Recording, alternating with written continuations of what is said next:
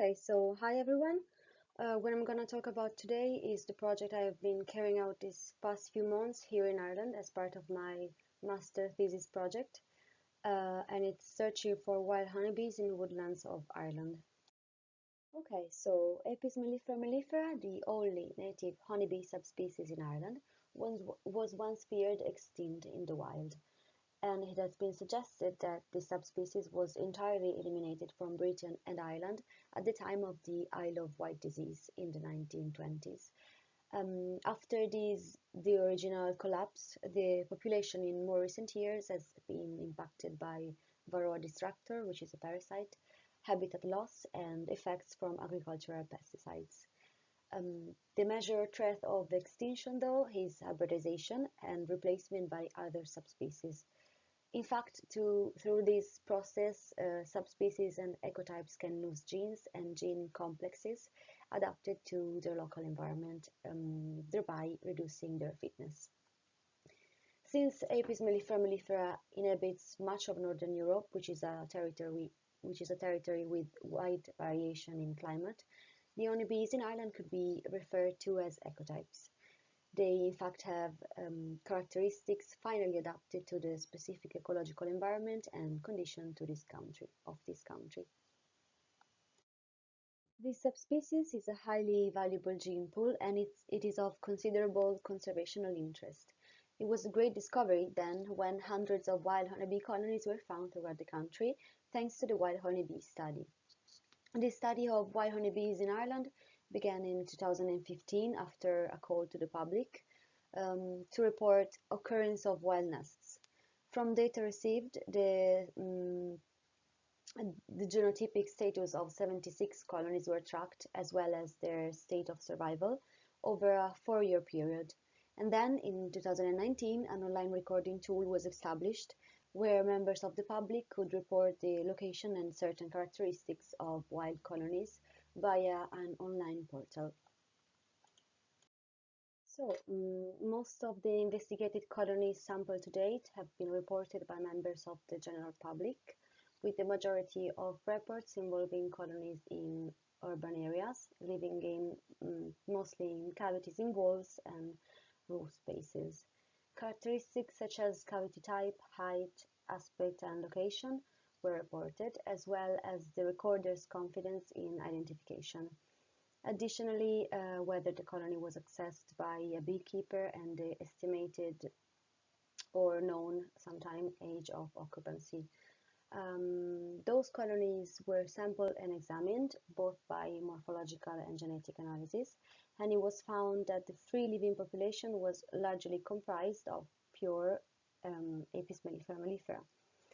And if interested, you can recover Professor McCormack's in-depth talk about the wild honeybee study during the SICAMM Open Day.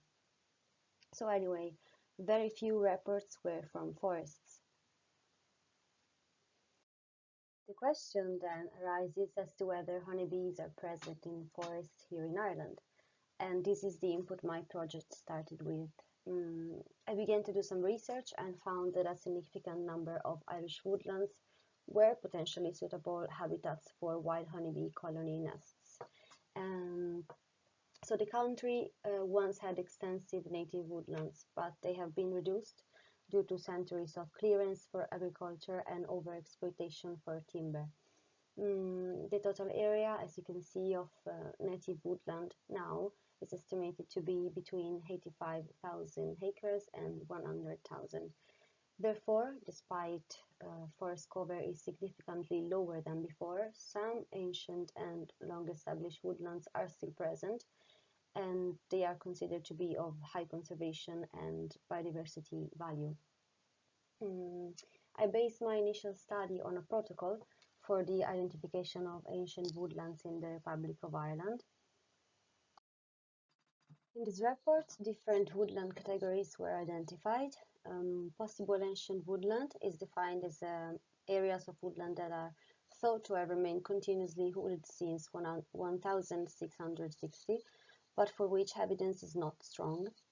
Ancient woodland, believed to have remained continuously wooded since 1660. Long established woodland, thought to have remained continuously wooded since the first ever large-scale survey of Ireland, but for which no positive evidence of antiquity has been found in older documentation, and long-established woodland, continuously wooded since the first edition of the survey, but which there is positive evidence in older documentation that it's not ancient in origin. As we can see from this image here on the right, there doesn't seem to be much forest cover in Ireland.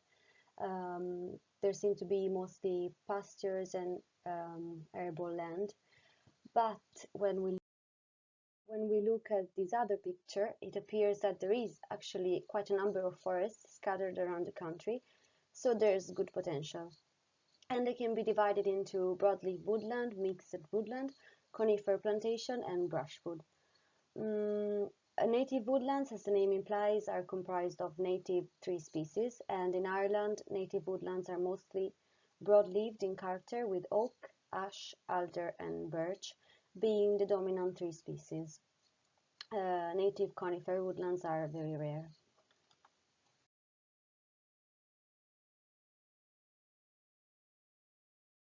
According to the National Survey of Native Woodlands in Ireland, the country includes 1,217 woodland sites, and the third National Forest Inventory in 2017 estimated the area of forest to be around 770,000 hectares, or 11% of the land area, with 89.3% of the area occupied by trees or potentially occupied by trees, and nearly two-thirds of the stocked forest area is conifer forest, while 20% is broadleaf forest and 14% is mixed.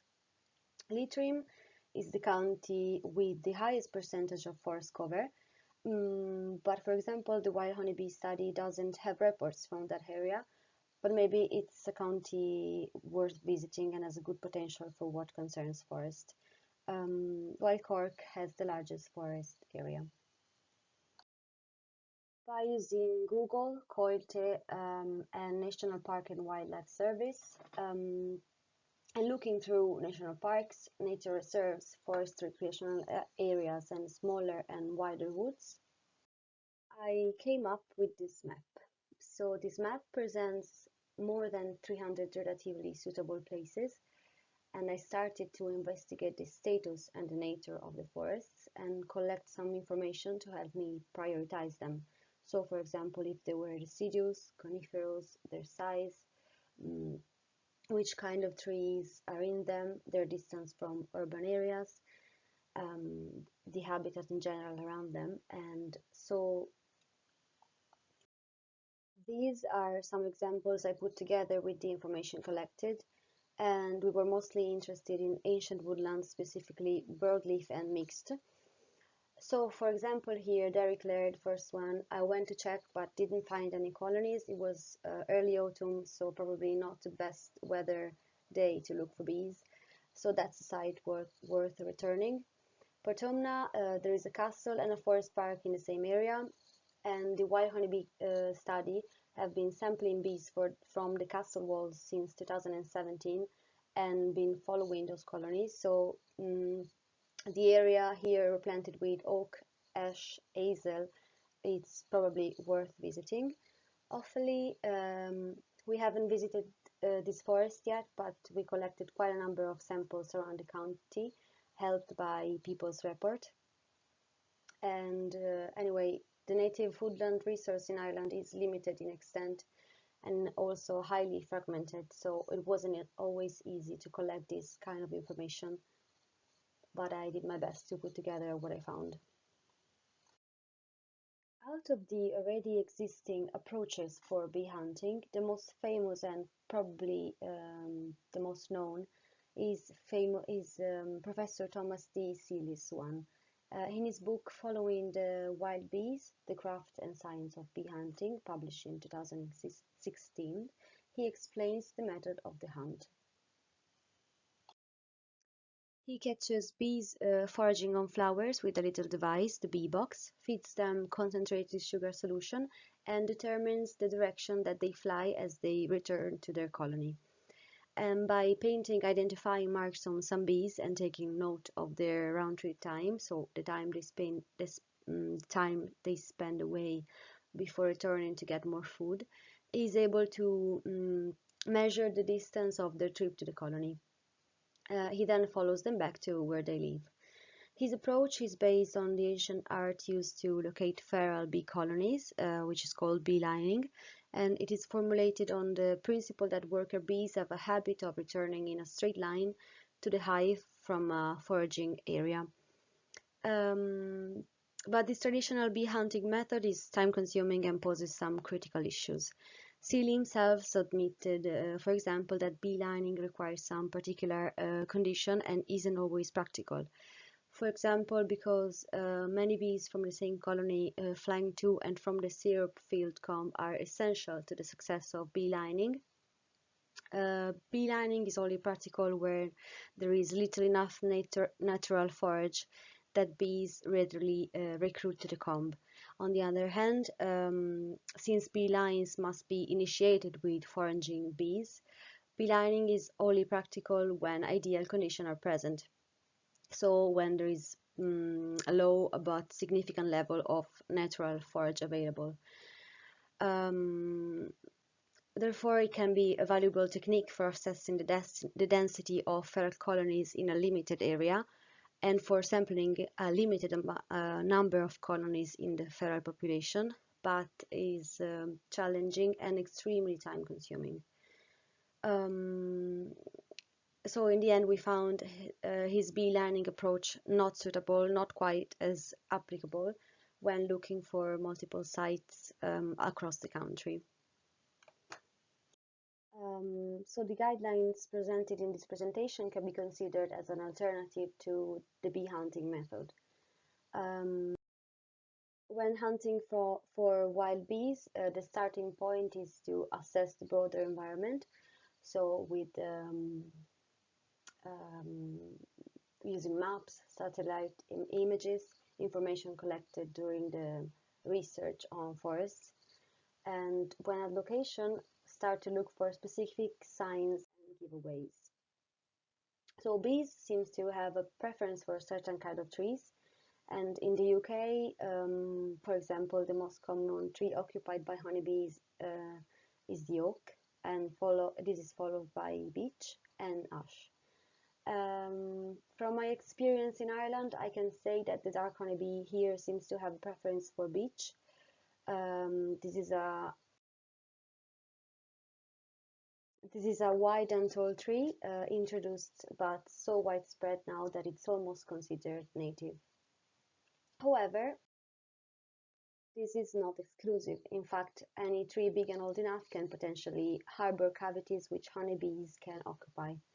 So most often nests were found in trunks or branches 40-70 centimeters wide. Moving on, the most common nest entrance holes. The researcher should look for signs of environmental processes that cause cavities. So, for example, woodpecker holes, machine gun patterns that you can see here, where woodpeckers test for internal rot may be noticed. This is relevant in other countries, but not in Ireland, since there are no woodpeckers in Ireland. Another valuable sign are fungi. Fungal activity inside the tree can be explicit externally as the fruit of the fungi.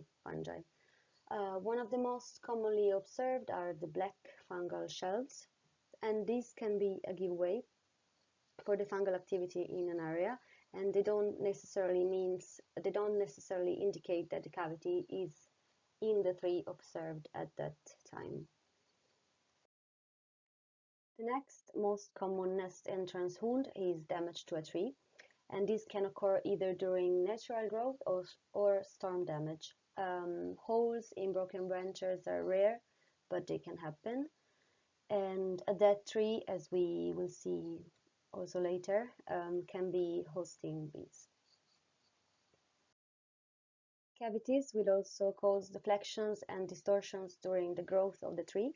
Looking for bulbous or misshapen branches and trunks can be useful, and there also can be seams developing in the bark. When looking at woodpecker holes or any other potential nest site, propolis can be a great giveaway. In this case, one might be looking for surfaces darker than normal or red. Ash dieback, a fungus originated in Asia, offer unique nesting opportunities, so look for the symptoms of this illness. For example, foliage discoloration, wilt, necrotic lesions and cankers along the bark of branches or the main stem. For example, many of the ash trees will hollow from the base up. This is another indication. A major resource can be water, especially on a warm day. So look for water sources to see if they're being visited, because the bees might fly to the closest water source in sunshine as it will be warm. Puddles covered in mud are favored in this case. But the biggest giveaway honeybees are near is the bees itself. So seeking for forage and watch to see if it's being visited might help in locating bees. And you can also observe flight lines. Finding an area with a background, for example, allows to see flight lines. Some nests are very small, so there can be infrequent or irregular activity, and that it can be difficult to locate the specimens. And lastly, really look for the unexpected, so look for everything. Another piece of advice is retrace your steps to make sure to not miss any important details or revealing clues. In general, hot days preceded by warm evenings are excellent to start the hunt, and as bees start early and will be the only insects around. So, to sum up, and this image here on the left can help with the visualization of the process. Look at the area, the environment around, locate trees. If there's water here painted in purple, that could be helpful. And looking at flight corridor, which here are in blue. Coming on the end of the presentation and the results, the first time I applied this set of guidelines was this summer, the best season for fieldwork in July. And the first wild colony I found was in Barnolds, a relatively small mixed broadleaf woodland situated 3 miles from Galway city centre. And this big standing tree was in the middle of a fairly clear area of the woods, so an open space, easy to look for flight lines, for example. And it presented fungi, which are a dead giveaway. I found the colony by climbing on the base of the tree, just where you can see the arrow points. But unfortunately, that colony didn't survive long, because I returned to the site 1 month later and the hole was empty. This could be due to the fact that the cavity was facing upwards, thereby being subjected to bad environmental conditions such as rain, and in Ireland it rains quite a lot. It was not shelter enough, and the bees probably had to leave for this reason. Therefore, sadly, I couldn't get samples from that colony, but this is still valuable information. Given time and logistic constraints, of course, not all woodlands could be examined, but where this method has been applied, it showed its consistency and reliability. So I'm showing you some examples. For example, this is a colony from Birr Castle de Mesne. We can clearly see that it's a big copper beech tree. The colony is in a hole, probably a fallen branch. There are a lot of bulbous and misshapen trunk in the tree, and there is also seams in the bark. This is another good example from Galway.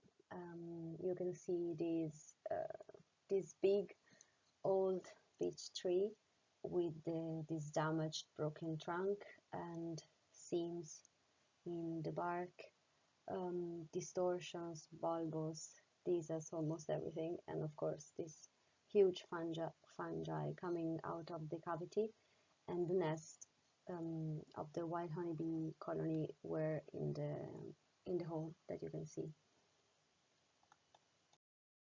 An example from Kerry in Tralee Town Park. There was this standing dead tree, and by speaking with people around, I came to know that there was a colony there, and it moved from a short while ago because children from nearby school continuously attacked it, and hopefully they are safe somewhere else now. Last example from Glenbower Wood in Cork this time, another beech tree. Glenbower Wood is one spot where a reminder of the ancient woodland has survived, so a great spot. And again, big natural cavity and seams in the bark. To summarize, at the beginning of my project, a gap in the wild honeybee study was recognized. There was a much lower frequency of reports in tree cavities compared to buildings, houses, urban areas. And in this preliminary work, we located more than 300 suitable places, spots, and we put together a set of recommendations to find bees in Woodlands location, so in the field, applied them for a period of time, and showed that this methodology worked. So this is part of a new project of Professor Grace McCormack, and they will continue to apply these methods in the future and hopefully find lots of more wild honeybee colonies around the counties of Ireland. Lastly, if you're interested, there will be a presentation by Joe Ibertson and Philippe Salvani on characterizing wild nests in old oak forests in the UK. So yeah, thanks everybody for listening.